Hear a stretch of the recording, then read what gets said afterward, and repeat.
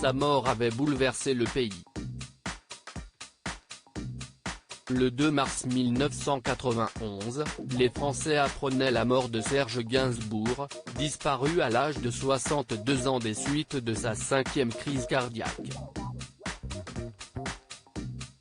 Des quatre coins du pays, tous, personnalités anonymes, veulent rendre hommage à Gainsbourg, qui par sa voix profonde et son ton anticonformiste, avait transformé à lui seul le monde de la musique française.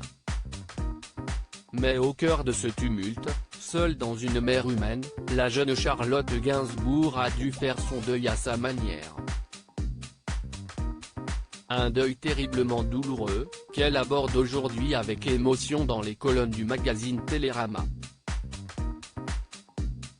Le jour du drame, Charlotte Gainsbourg n'avait que 19 ans.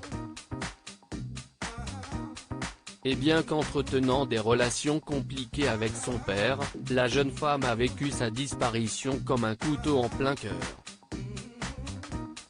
Je me sentais acculé, je n'arrive pas su gérer mes émotions au milieu d'une telle effervescence, a-t-elle confié à nos confrères, évoquant les multiples hommages rendus à son père au moment de sa mort. Il a fallu que je rejette tout en bloc. Je n'avais pas envie de partager. Je comprends maintenant ce besoin qu'ont les gens de parler de lui et l'affection qui s'en dégage, mais quand j'avais 19 ans, il n'y avait que ma peine et je me sentais agressé. Comment peuvent-ils ne pas voir qu'ils me meurtrissent quand ils racontent leurs souvenirs ?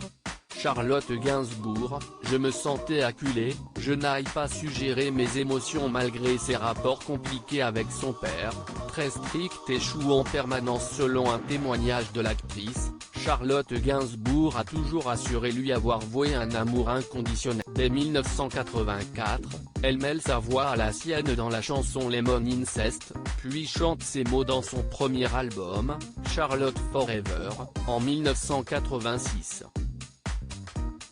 Elle lui donne également la réplique dans le film Charlotte Forever, réalisation de Serge Gainsbourg traitant du rapport entre un père alcoolique et sa fille adolescente dans une atmosphère incestueuse.